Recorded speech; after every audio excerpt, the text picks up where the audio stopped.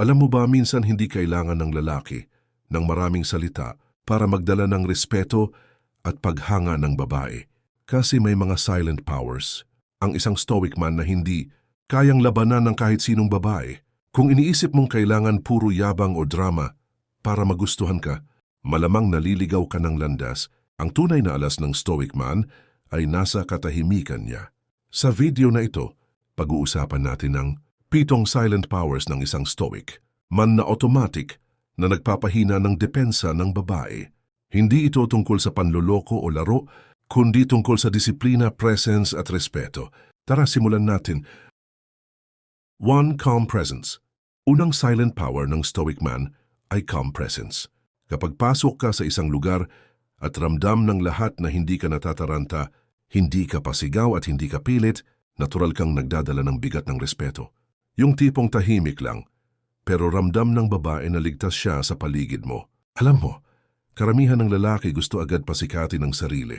Puro kwento, puro flex, pero ang stoic man, alam niyang hindi niya kailangan ng ganoon. Ang presence niya mismo sapat na. Yung kalmadong tindig, simpleng ngiti, at tamang mata sa mata minsan mas malakas pa yan kaysa kahit anong pick-up line. Bakit irresistible ito sa babae? Kasi instinct nila ang hanapin ng stability. Kung lahat stress at magulo, yung kalmadong lalaki parang bato sa gitna ng bagyo. Natural silang naa-attract sa sense of control. Kasi doon sila nakakaramdam ng security. Kung gusto mong i-practice ito, hindi mo kailangan magpanggap. Ang susi ay ayusin ang sarili mo. Kontrolado emosyon, marunong magpigil ng galit, hindi nadadala sa chismis. Kapag kaya mong panatilihing steady ang sarili mo, kahit walang salita, babae mismo ang unang makakapansin. Ikalawa, discipline in actions. Stoic men, hindi puro salita, kundi gawa. Alam mo yung tipong consistent sa trabaho, consistent sa goals, hindi madaling matinag ng tukso. Ito yung klase ng disiplina na tahimik, pero malakas ang dating. Sa babae nakaka-attract kasi hindi siya naghahanap ng lalaki na puro pangako. Gusto niya makita kung paano mo inaasikaso ang sarili mo, kung paano ka nagiging responsible kahit walang nanonood. Halimbawa, simpleng bagay lang tulad ng pag-aalaga ng katawan, tamang tulog, hindi magastos sa walang kwenta. Lahat ng yan nagiging signal sa babae na may direksyon ka sa buhay. Hindi mo kailangan ipagsigawan na, "I'm a high-value man." Kapag disiplina mo mismo ang nagsasalita, mas authentic, mas powerful. At tandaan, babae madaling makabasa ng pretenders. Pero ang consistent sa disiplina, kahit hindi nagsasalita, nagiging magnet ng respeto. Ang ikatlong silent power ng stoic man ay emotional control. Sa panahon ngayon, ang daming lalaki madaling mag-react. Konting inis, sumasabog, konting tampo, nagrereklamo sa social media. Pero ang stoic man, marunong humawak ng emosyon.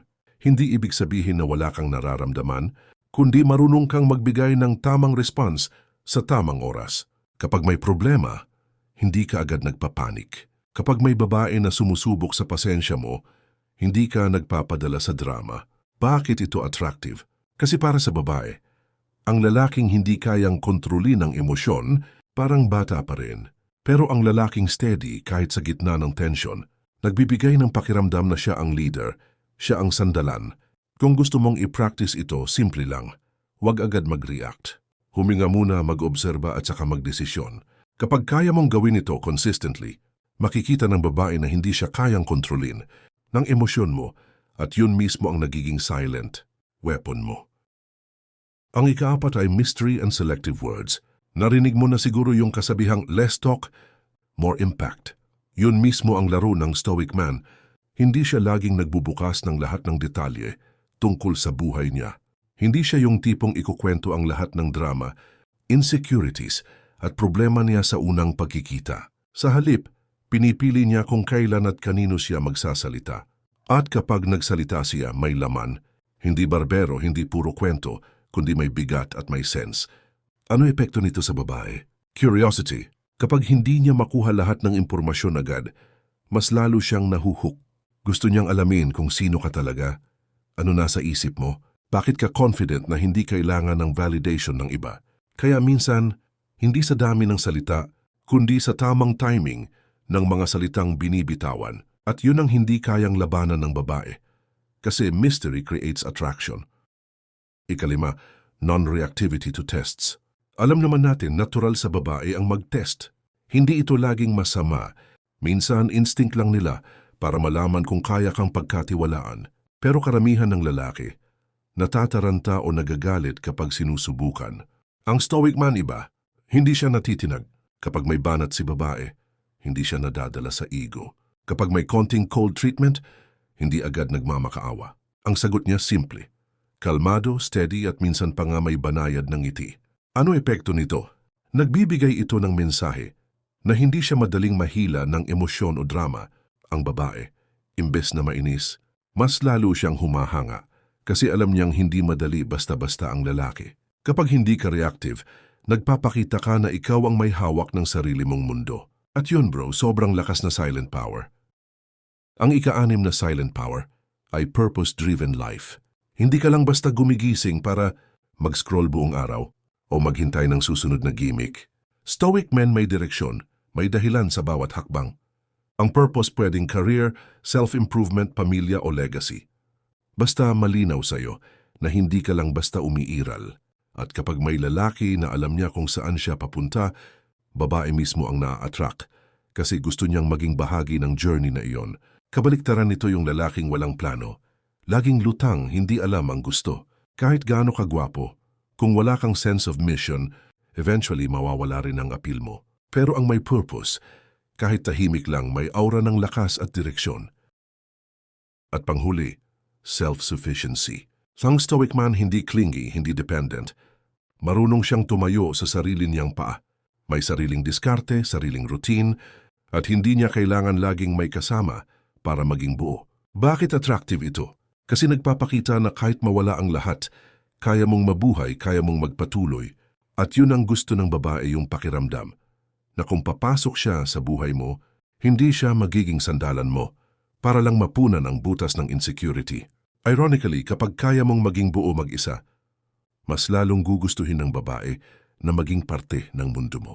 Kasi hindi mo siya hinahabol, hindi mo siya kinakapitan, kundi pinapakita mong choice lang siya, hindi requirement. Yan ang 7 silent powers ng stoic man na hindi kayang labanan ng babae. Hindi ito tungkol sa pagiging mayabang o manipulative. Ito ay tungkol sa pagkakaroon ng disiplina, respeto sa sarili, at direksyon sa buhay. Kung seryoso ka sa pagiging mas kalmado, mas disiplinado, at mas matatag, simulan mo sa maliliit na habits araw-araw. Tandaan, hindi kailangan ng maraming salita para magdala ng respeto. Minsan yung tahimik mong presence sapat na. Kung nagustuhan mo itong video, i-like mo na to at i-share sa tropa mong kailangan ng ganitong payo. At huwag mong kalimutan mag-subscribe dito sa YouTube channel ko para sa mas marami pang usapan tungkol sa stoicism at psychology ng babae.